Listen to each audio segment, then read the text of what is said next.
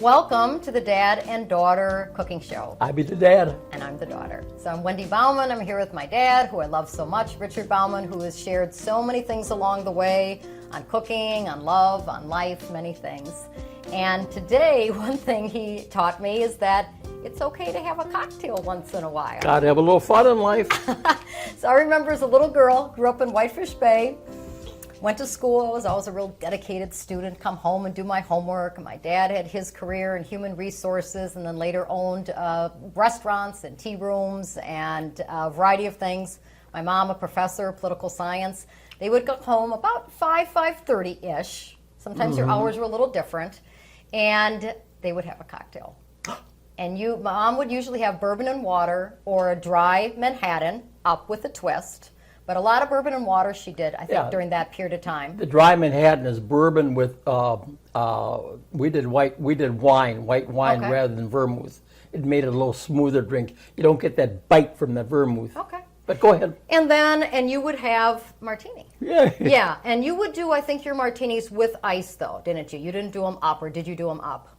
Oh, well, a little bit of ice. Well, it varied. It would depend. It kind of varied, yeah. And they would sit in the living room and they'd have really one cocktail. You weren't like pounding cocktails down during the week, but you'd have one cocktail and sometimes, and you would talk about your day. You know, the two of you. Yeah, I might have a smidgen more too, though. Yeah, and husband and wife talk about their day. Sometimes my sister and I have an older sister, Dawn, would sit in there, might even bring in a little bit of our reading and our homework or what have you. And to me, that was just always special. I just thought it was great, sharing their time, having a cocktail, and then we would always sit down at the table together and have a really nice meal. Yeah, good. So it was special. So that's sort of part of my memory of cocktails. It's not just pounding down drinks and so on, but it's just that tradition and that love and sharing with family. So we decided to make this all on drinks. We are going to do a little bit of cooking, but we're going to do it on drinks and have fun with it. So I'm going to demonstrate two. One is pisco sours, and I'll talk a little bit about that from Peru, and then I'm going to demonstrate martinis. And you're going to think, ho-hum, boring martinis. Yeah. But, you know, they've become very popular. I have a couple different twists to it, a couple way of presenting things, a couple little food treats to have with martinis, and I really enjoy once in a while having a martini. Mr. Bond, shake it, don't twist. That's a bunch of baloney, I think. Well, we'll talk about that. Okay. We'll talk about that. But I'm going to Okay. get even and I'm a little bit of a purist in some ways, but a couple little tips on even the ice. You know, starting out with just one ice cube and then moving to the rest. To me, the martini works only if there's shaved ice on top. So it's not like make these martinis in advance and sit around. It's we're making them and we're presenting them now, and I want to see ice shivers on top of my martini. And chilled glasses, I mean, all these things. Yeah, when we lived in Washington, D.C. for a couple of years, I remember there was one bar, and you'd order martini, and usually martini is made with vermouth, or I do white wine. But what they would do is your martini would be, they would put the vermouth in the glass, throw it out, and throw it, and just have nothing but 100% gin. Yeah, well, you have the taste of the vermouth, yeah. I used to say, now I actually, it's like my older years, I like a little bit more vermouth in it, but I used to say, they'd say, oh, with vermouth, and I go, wave the bottle of vermouth over the top. That was mine, I mean, literally, as in, I don't want any vermouth in mine. And you know what, I forgot to get the vermouth out. Could you get your bottle of vermouth while I start getting going the pisco? Sure. Yeah, I'm pretty sure you have it over there. Yeah. You don't want to use white wine, do you? If you have it, that's fine. Yeah. Yeah. We like the white wine, like the Chardonnay is fine because it just takes... Still dry. Vermouth has that bite to it. It does have a little edge to it, yeah, but I do like it. So either get the vermouth out or a little bit of white wine if you have that open, because we do need that for dumming. So, pisco sours, classic Peruvian drink, and I've been to Peru and I've experienced pisco sours, and it's a really big deal. I mean, there is the art of the pisco sour. So I have a very, very high-end pisco here. It's a, quote, Peruvian brandy. It's a very distinct taste. I don't like to say it tastes like something, but if I have to maybe like it, if you haven't had it before, maybe a little tequila-ish, a little tequila-ish. It's white. You can get, like anything, sort of low-end pisco, and you can get high-end pisco. This was brought back from a friend. Well, that's kind of the national drink, right? It is. It is. And people drink it just by itself, but the classic way is pisco sours. Okay. I also brought a couple cookbooks on Peru. Peru is a country that has sort of three areas to it. It has the ocean to it, it has desert to it, and it has jungle and mountain to it. So because of that, the food is very, very diverse. And of Latin America, I would say Peru had just an explosion on food. Top Peruvian chefs are known throughout the world now. Tons of Peruvian cookbooks. I mean, much more so than, per se, Argentina or Colombia. It's not that there's not good food there. There is. But somehow Peru has just really grown with this culinary experience. And you see that a little bit in the United States of Peruvians coming here and opening up restaurants and different kind of fusion with Peruvian food. Yeah, well, we're getting more international. Yeah. And there's quite a few Peruvian restaurants in Milwaukee. There are actually a couple that we funded. Yeah, one is Ceviche. There's also Chef Paz, which is in West Dallas, and Ceviche's opening up their second location in Shorewood. So there's a couple ones. Okay, get going, he says. Get going. You're talking too much. So the ingredients for pisco sours, actually I have to say like 4 ingredients. So one is, of course, pisco, and that's always central to any drink. The pisco itself. Obviously. Like martinis, if you're going to go vodka, if you're going to go gin, I only do gin martinis. Fresh squeezed lime juice. Fresh squeezed lime juice. Note the limes in front. Buy the best limes that you can buy. And there is that little trick that they say, put your limes or lemons before you juice them in the microwave. That really does work. About 10 or 15 seconds, you put the fruit in there whole, you don't have to do anything, and then the juice just comes out a lot nicer. So I use this as my juicer for the lime juice. The third ingredient, simple sugar. Simple sugar you can make at home. You can buy agave, you can buy other kinds of sugar, but you must have it blended. Simple sugar, you can make big quantities and keep it in the refrigerator, like my dad has his wine there, or you can make small quantities. Same amount of water to sugar. All you do is boil it. I boiled it this morning, so it's totally set. And then the next ingredient is an egg white. Okay, so we're going to do an egg white for this. And what do you do with the yolk? Well, you get to keep the yolk, so you're going to have to figure I out what take you're going to do with recipes. it. Yep. Let's see here. I'll put the yolk in here. So egg yolk. That's no yolk. Okay, no yolk. Ha, ha, ha, ha, ha, ha. Okay, get the egg white, and why you see that later is that you want that froth in this recipe. It's sort of interesting. Actually, I'm going to throw this over here. Beep, beep, beep. There we go. Okay, so egg white. So ingredients. So let's start with it. I hardly ever use this. I just pour my drinks, but in this case, I'm going to. So 2 parts pisco. So we'll That's about a shot and a half in that glass. Okay, so 1, 2. So whatever it is, 2 parts that. Okay. Then bottle it up so I don't tip it over, because this is really nice pisco. Okay, pretty container too. It looks nice at your bar. 1 part lime juice. This is going to be really easy to remember when I tell it to you. 1 part lime juice. And again, once we taste it, if you wanted more lime, you can add more lime, right? And half, this is half that I'm thinking of that, más o menos, more or less. And then 1/2 the simple sugar, because otherwise it's just going to be a little bit too schmecky. You know, just like too limey. Then we're going to throw in some ice. We won't use that one. I think that's maybe about enough. And then we're going to throw in our egg white. Egg white. Yeah, I got a little bit of shell in there. Okay, and that's going to give it this amazing sort of white color to it and froth right in there. So again, what I like about this is it's pretty easy. Everything can go in at the same time. I have a very high-end blender here, which is nice. My dad's got a little mini blender over here, so it's the blending wars that we have going on here. Get this on this right. If you don't do it right, Your of course, blender it can doesn't go. beat my blender, right?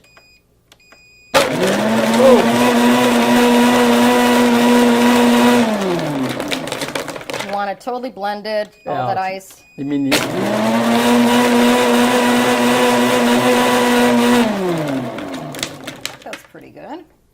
Little chunks of ice. A little bit of noise in there. Yep, I think that looks, oh, it smells fantastic. Okay. Glasses, you could do martini glass. I like these glasses. These are actually, for a little bit of a cordial, so I think they're really nice. So, oh, look at that. That is beautiful. That is a beauty. I'm going to do 2, so you can try 2. And then there's one more little secret ingredient. Okay. I mean, that really does look like a beautiful drink, doesn't it? And then what you put on top is a little bit of bitters Pichot. Okay. Bitters Pichot. What does that mean? Well, this is generic category. There's a lot of different kind of bitters. The brand name for this is Pichot. It's very common. But you're just talking bitters. Bitters. It comes in a little bottle, I think, with paper around it. Exactly. Yeah, I got some in the refrigerator. Yep. So a little bit of that on top. Sometimes people do fancy swirls if you do it in a different glass, but just a little bit on top. Some people also might dust it with cinnamon. I don't like that, but I'm just giving you other versions to try to teach you different ways of doing it. I'll give you the perfect one. We got to try. Cold drink, classic pisco sour from Peru. But is there something you say then? Salud. Oh, okay. Yeah. Yeah, it's good. Probably a little bit limey. I might do a little bit more sugar. Would you say? Yeah, I'd say a smidgen, but not real bad. No, it's good though. I'm going to set mine down here. Nice. Okay, so pisco sour, first drink. 1 drink in. Oh, forgot one thing. To serve it with, these I brought back from Spain, but corn nuts. Corn nuts actually are Peruvian in origin. Because you can buy those here. You can. Corn nuts you can buy. These are better. These are ones from Spain, but if you will, they are. And not everybody's going to Spain to get nuts. I know. They're nuts as they go. I'm just saying that I bring stuff back from other countries. Well, yeah, when you used to be able to travel. Smuggle garlic in. But this would go really nice with the side of corn nuts. So also thinking about food, what do you accompany with a pisco sour with? An empanadas, classic Peruvian. Last night I made chupe de camarones, papa la huancaína. There's many great Peruvian foods, but for a snack, we're doing like a little bit more tapa with it, corn nut. And I'm real big on presentation, so put it in a pretty little container. Don't be throwing it in some big bowl or, passing it around the other piece. Nice. Presentation is part of the, Yep. Okay, now you go. Well, we had a previous program that was foods that made Wisconsin famous. And all the stuff that I've got in my book, I covered everything. And there's one thing I didn't cover, and that was brandy. And it just so happens that the other night in the Milwaukee Journal was, why does Wisconsin drink so much brandy?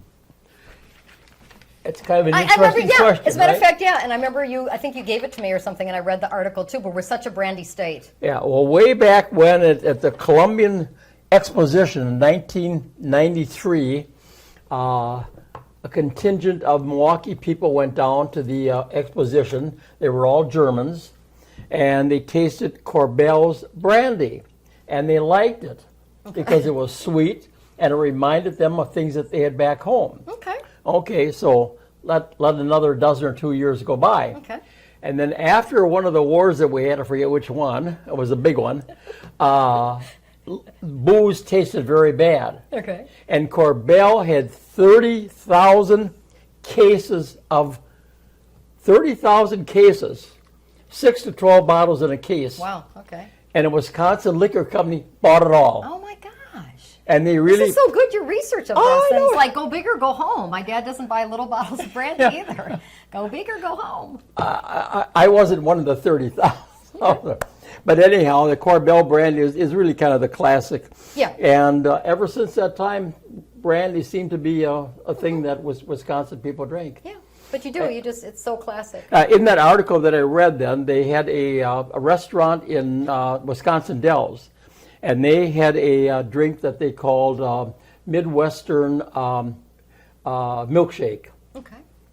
I'm changing the name to Wisconsin milkshake. Like it. And what the it jewel is, of the Midwest, Wisconsin, the jewel of the what Midwest. it is ice cream with brandy. And again, just obvious, but vanilla ice cream. Vanilla ice cream, yeah. And I'm going to put... and then we'll blend it in your blender. Yeah, this is one of those things that, when you make a drink like this, it's like I would say it's forgiving. Yeah. You get a little bit more, a little bit less. Yeah. And then use white or the dark cream to Coke, not the white. Huh. Cream de I would cocoa. think that you'd use the white, but You it's think so too? But it's this is dark- going to have a little color to it. cream de coke. Okay. Nice. It looks like that bottle's been around for a while. You know, some things last forever. Like I have Kirsch. The only time I use Kirsch is when I make a souffle, but I have this huge bottle of Kirsch. Yeah, that's a cherry brandy. Right. Swiss cherry brandy. Is that good to go then? Or to It's blend? good to go. Okay. Let her blend. Okay, we're going to use the blender over here. Use the cover so it doesn't Oh, yeah. squirt out, okay? Of course, of course. Okay, what should I do it at? Just Blend? blend, yeah, blend. And yours is a lot softer than mine. As long as it's blended. Yeah, I feel it's blended. And no ice. No. Okay, because the ice cream. Well, the ice cream. The ice cream, yeah. Yeah. I can't wait to try this one too. Oops. No. That's okay, just do it here. Let me Got do it. this way. Yeah. This thing leaks from the bottom. I need a new blender, Dad. Got to divide it up. Yeah. I can't wait. I think my mom is in the Are they studio about the audience same? today. And I think she wants to try it, so we'll have to give her a And- little bit. Then what they had is they had whipped cream on top of that. Oh my gosh. And then they suggested you could put a dash of Cinnamon? nutmeg. Oh, nutmeg. I like that rather than cinnamon. Yeah. Oh, I was thinking of putting a cherry on top. Oh, do the nutmeg first and then do the cherry. Yeah, on I the always card. close the holes up so I don't get too much. Too much of it, yeah, because nutmeg's a strong ingredient, actually. Yeah, you But just- interesting nutmeg. Huh, on a drink. I like it. Whoa. That's good. Voila. Beautiful. Look at our beautiful drinks. Okay, I'm definitely trying it. I'm going to get tipsy because I haven't eaten anything all day yet. And what do we say here? Yay, Wisconsin? I guess. you know, Okay, go on Badgers Wisconsin, on or something. Wisconsin. Okay, I'm going to take a sip. How is it? Nice. Tastes I haven't strong. made this before. I feel like it tastes strong, but maybe that's just, I think it's just yeah, right. it's good. Yeah, it's a nice. Okay, let's put this puppy over here with our drinks. Later, Yeah. we'll let Mom have some. Okay, how are we doing on time here? I want to know how long I can talk about martinis. Got about 6 minutes. 6 minutes. Okay.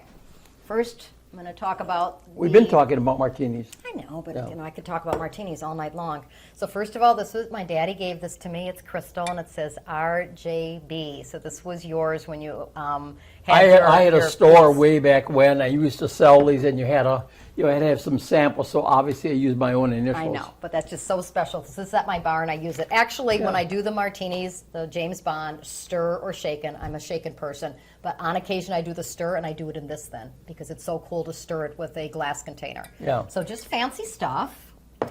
This is also one that you gave me, which I really love, and this has recipes of these drinks. Alexander, Sidecar, Dubonnet, Bacard, That was Manhattan, Carol's dad's. Martini, Bronx. That was Carol's And dad's. the actual recipe is Yeah. right here in that. So this one I use. That's a good This one's a one. little bit sturdier. This one I feel like I touch, I'm going to break it. But this one's no. sturdier. Yeah. But my go-to. You can't break it. It works. Yeah. You know, They look nice. like malted milk containers. Yep. Yeah, they do.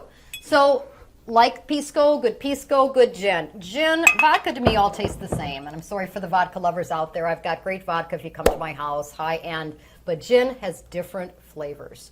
You like the Tanqueray 10. I like the turned you Tanqueray on to 10. that. So that is one of my favorites too. These are two a little bit harder to find. Bloom is just a lovely, lovely gin. This is also a little bit harder to find. Sipsmith. So gins all have different flavors. We're going to do one with Bloom today. Yeah, probably one of the more common ones that most people would have would be Gilby's. Yeah, and I would never do a Gilbey's one with that. Oh, wow. No, I have literally 18, 19 different gins at my house. Really? Yeah, I really, really like it. So, basic items, again, we're going to use my dad's version, the Chardonnay. It's a Chardonnay, And your yeah. gin. And then we're going to talk about accoutrements that are going to go into it. But my line with martinis is 2 if they're small, 1 if they're big. You were talking about fancy glasses. You like my Chardonnay in Is this one. this too big? That's just the right size. Okay, I had to do it. I had to bring it for a funny. Okay, so here's a martini glass. Absolutely Like I the right said, size. 2 if they're small, 1 if they're big. Okay, get busy here. So different versions. Do you put the ice in first, not the ice in first? I don't think it's such a big deal there, but I will tell you one little tip. The first thing you do is only put 1 ice cube in.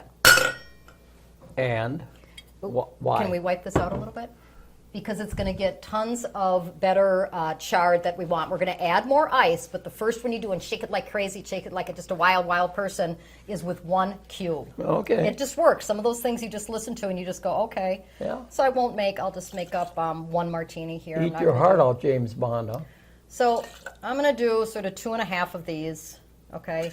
I, again, am not big on a lot of vermouth or a lot of wine, but I think in this case here, I'm going to do about just the half of this. Okay, and that is a nice version with the white wine, this fancy container that my dad Well, has. we like it a lot better than vermouth. It just, as I said, it takes the bite out. Yeah. Okay, so 1 cube's in there. Shake it like crazy.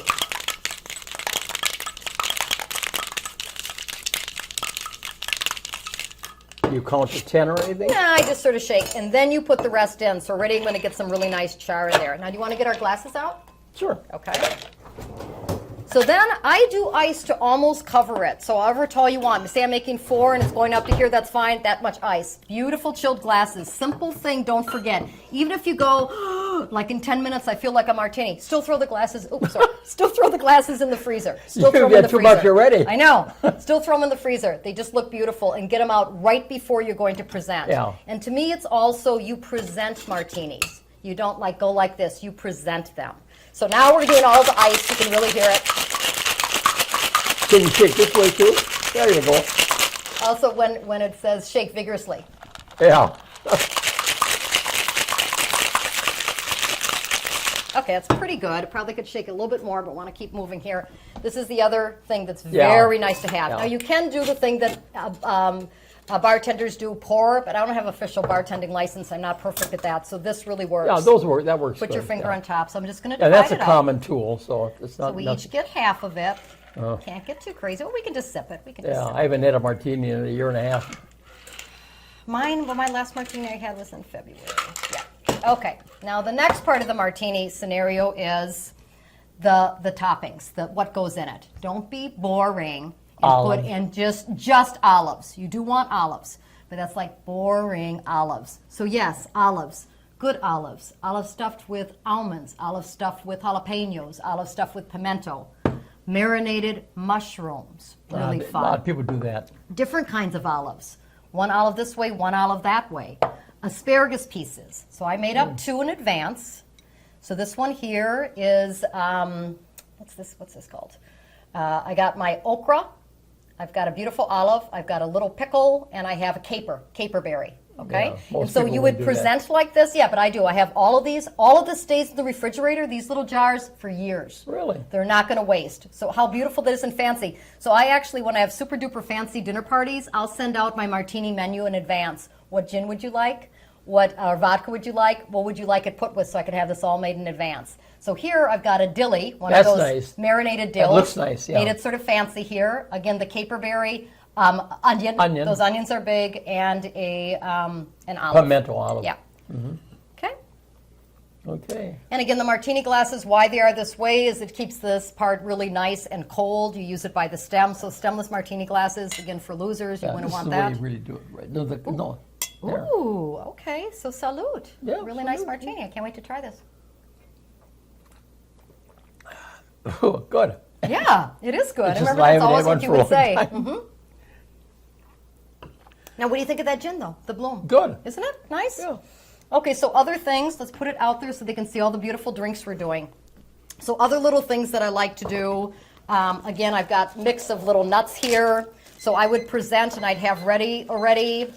Got our timer going off. I would already have little things to go with the martini. And you'd have this all set in advance, but just like a little itty bitty thing of nuts to go with it. And you could do that for both individuals. This is something else that really goes great. I found this out in Spain. They serve jujis with gin and tonics and with martinis. Oh, gummy bears. Gummy bears or jujis or what have you. So I grabbed some really high-end little gummy bears. I love this brand of confection. Yeah. And you serve it with the side of gummy bears or even like juji fruits next to it. That's clever. It sounds really weird, but specifically with the gin and tonic, that juji fruit is really fun. That's interesting. Other little things to do. This would also, I think martinis also go great with a little bit of smoked salmon as a side. Sometimes I'll make smoked salmon, little itty bitty little sandwiches.